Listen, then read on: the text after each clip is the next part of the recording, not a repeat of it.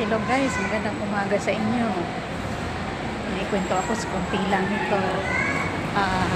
Tungkol ito sa mga gustong mag-abroad. Ako dito na ako sa abroad.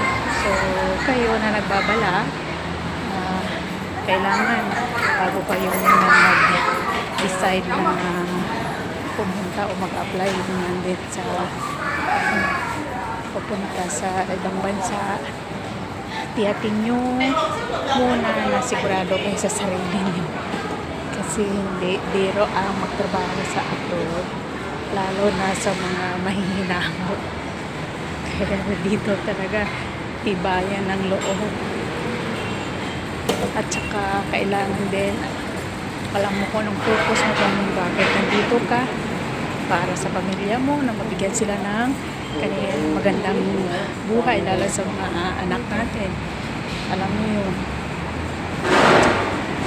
At saka ayun lang, hindi din po ninyo kalimutan na ang ating Diyos Ama is nandyan lagi, nakasubaybay sa atin, at huwag kayong magkalimot na humingi sa Kanya ng tulong sa araw-araw. At pag dito ka talagang alagaan mo rin ang sarili mo, kasi hindi biro magtrabaho sa atin. Kailangan mo ng sipag at tibay ng loob.